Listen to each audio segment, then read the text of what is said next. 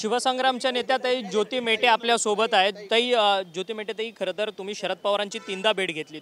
तुमचा शिवसंग्राम हा स्वतंत्र पक्ष आहे। तुम्ही आता भेटीमध्ये शिवसंग्राम विलीन होऊन तुम्ही राष्ट्रवादीकडनं बीडची निवडणूक लढणार आहात।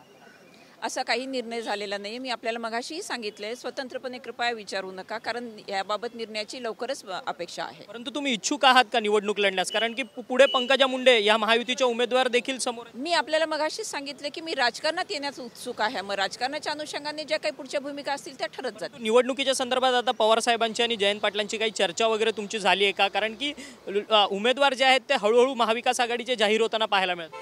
मग ती पक्ष भूमिका मांडेल ना, त्यांची ती जी काही उमेदवार जाहीर करायचे असेल त्याच्या बाबतीमध्ये। तुम्ही इच्छा दर्शवली आहे का स्वतः बीडमधनं लोकसभा निवडणूक लढण्याची? मी पुन्हा याच मुद्द्यावर ठाम आहे की मी राजकारणात येण्याची उत्सुकता दर्शवलेली आहे। परंतु तुम्ही एकीकडे फडणवीसांशी पण चर्चा करताय, शरद पवार झाले या मुद्द्यावर बोलून झालंय।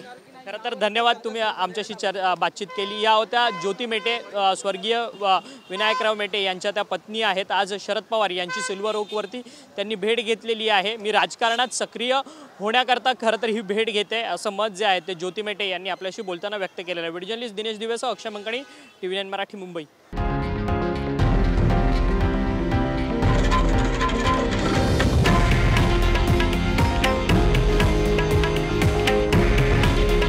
हे आहे देशातील नंबर 1 न्यूज नेटवर्क आणि आपण पाहत आहात TV9 मराठी। काळजी तुमची, हित महाराष्ट्राचं।